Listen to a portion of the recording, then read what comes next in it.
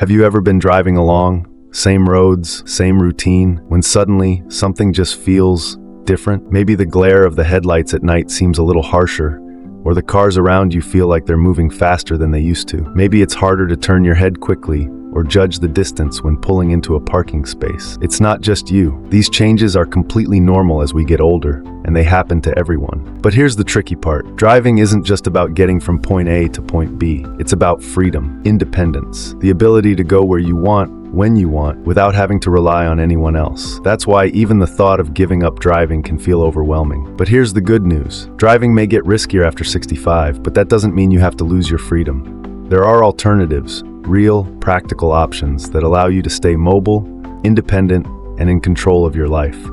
And that's exactly what we're going to talk about today. So let's start with something important. Why does driving become riskier in the first place? Think about this.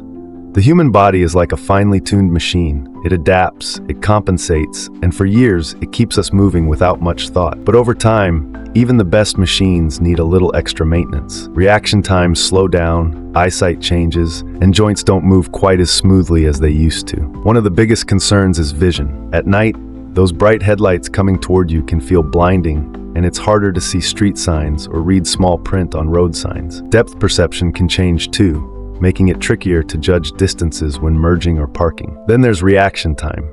When you were 25, slamming on the brakes at a moment's notice wasn't a big deal. But now, it takes just a fraction of a second longer to process what's happening and respond. And on the road, a fraction of a second can make all the difference. And let's not forget comfort. Long drives that used to be effortless may now leave your back stiff, your hands sore from gripping the wheel, or your legs aching after keeping your foot on the pedal for too long. Now, none of this means you have to stop driving immediately. In fact, a lot of people keep driving well into their 70s and beyond without any major problems. But recognizing these changes is the first step to making smart decisions about your mobility before an accident forces you to. That's why it's so important to have a plan, a way to keep your freedom without putting yourself or others at risk. The first alternative, it might be one you haven't seriously considered yet, but it's actually one of the easiest ways to stay in control. Rideshare services. Now, before you roll your eyes and think, oh, I don't want to rely on an app just to get around, hear me out. Services like Uber and Lyft have completely changed the way people get from place to place.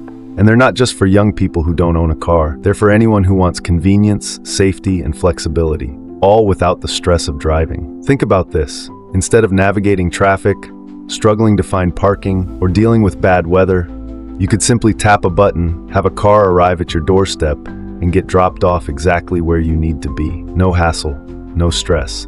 Just the ability to go wherever you want on your own schedule. And if you're wondering about cost, here's the thing. When you add up gas, insurance, maintenance, and unexpected repairs, owning a car can actually be more expensive than just paying for rides when you need them. Plus, with rideshare apps, you never have to worry about car payments, registration fees, or that dreaded moment when you realize your battery is dead on a cold morning. The best part, you're still independent. You still get to decide where you're going, when you're going, and how you're getting there. The only difference is someone else does the driving for you.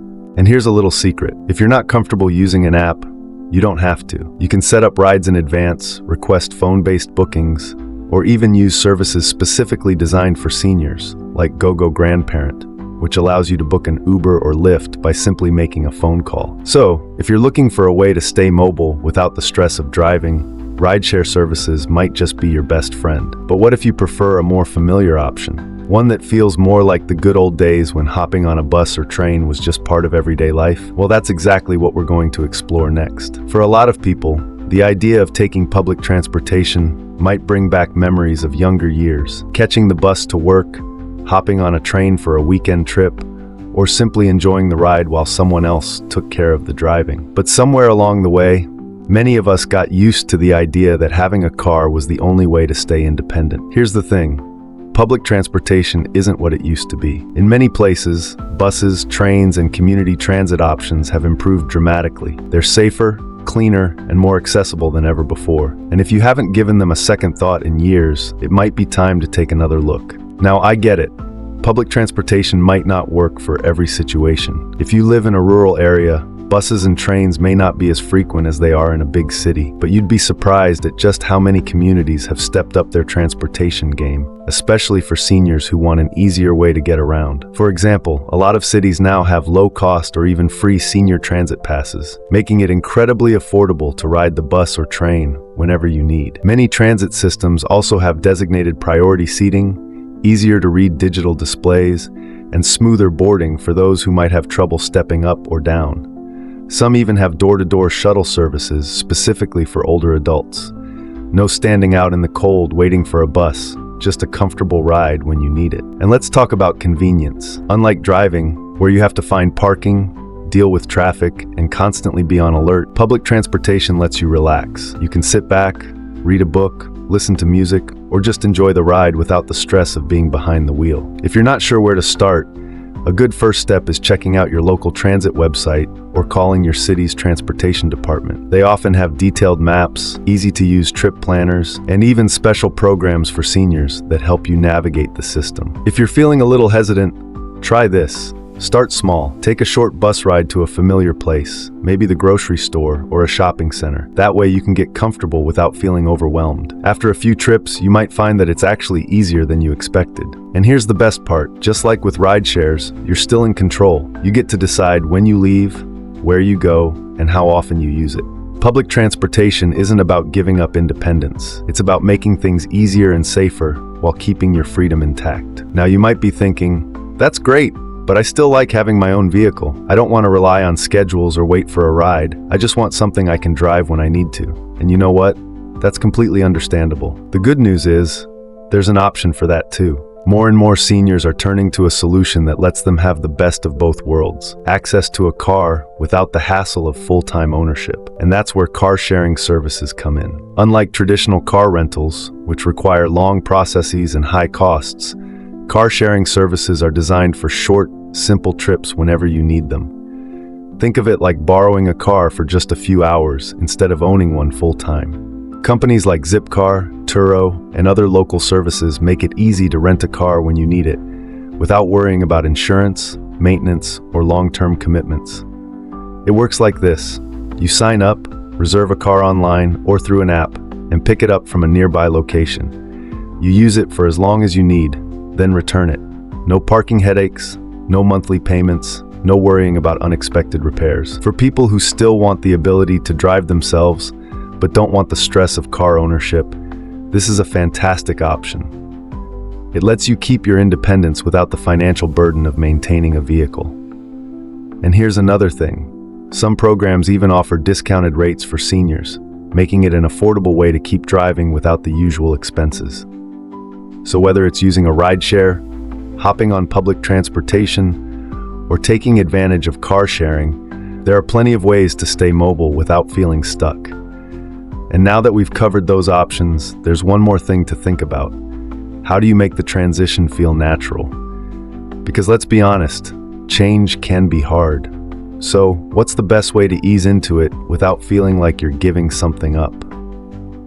One of the hardest things about making a change, any change, is that it can feel like you're giving something up. And when it comes to driving, it's not just about the car itself. It's about the sense of control, the habit of coming and going as you please, the feeling of independence.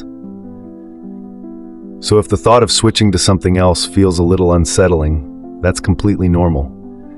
But here's the thing. This isn't about losing freedom. It's about redefining it in a way that works for you now. Because freedom isn't just having a set of car keys in your pocket. It's about having choices, options, and the ability to get where you want to go without stress or worry.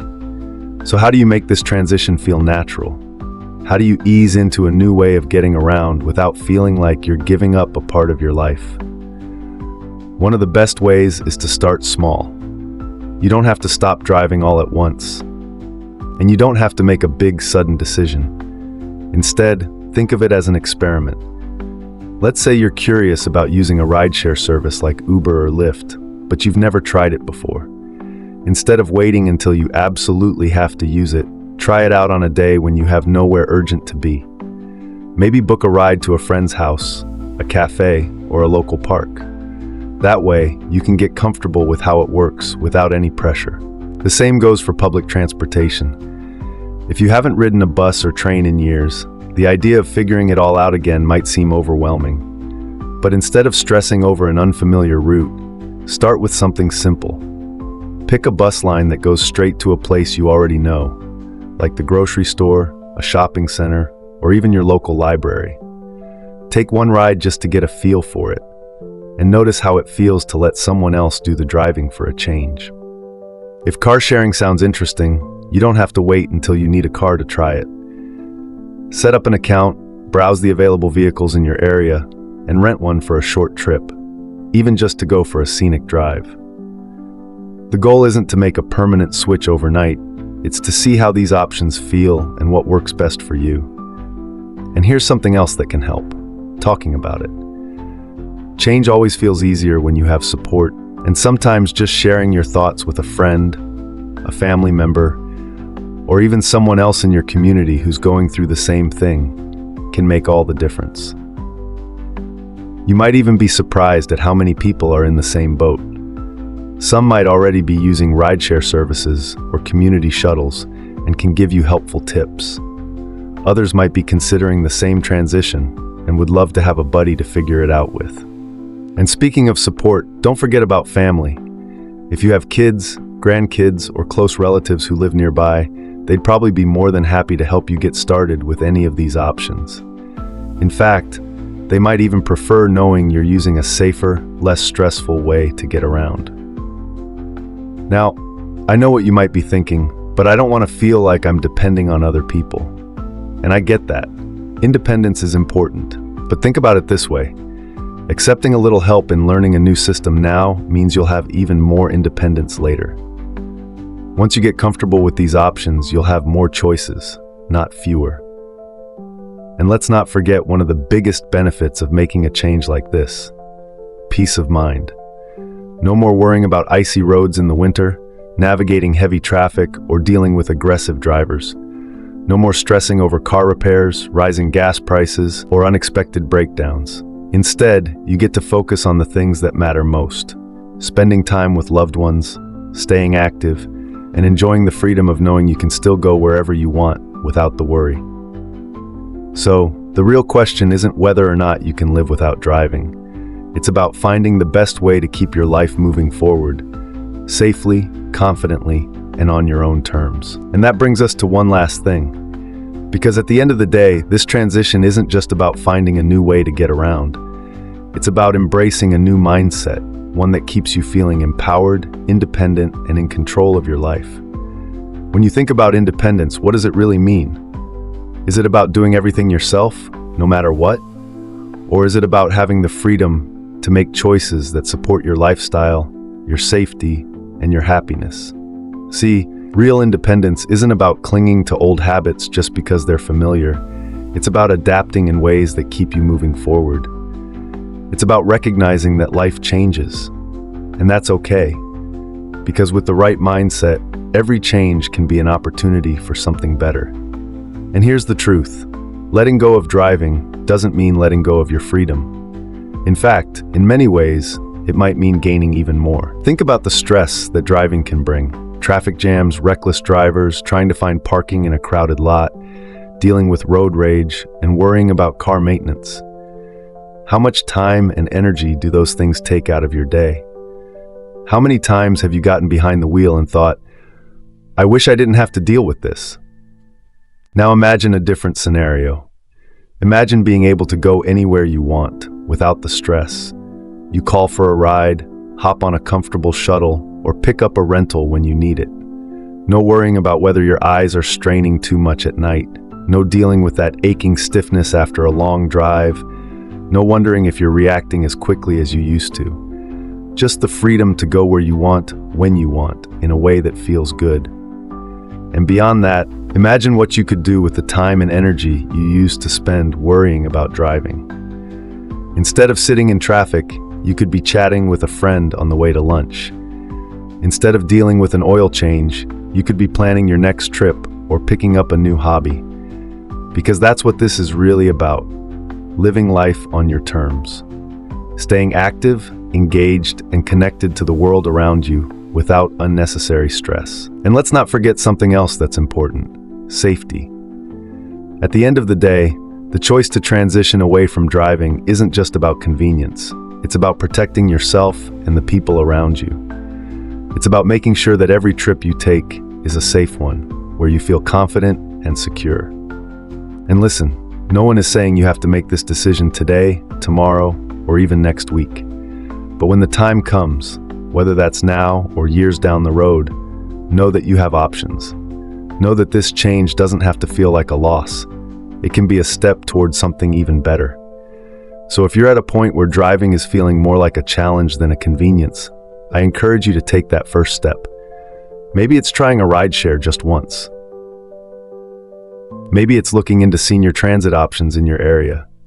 Maybe it's having an open conversation with a loved one about what feels best for you. Whatever that step is, take it knowing that your freedom isn't going anywhere. It's just evolving.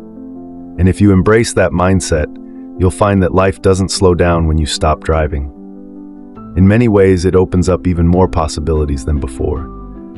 So here's to the next chapter, to new experiences, to less stress and more enjoyment. Because at any age, life is meant to be lived fully, and that's exactly what you deserve.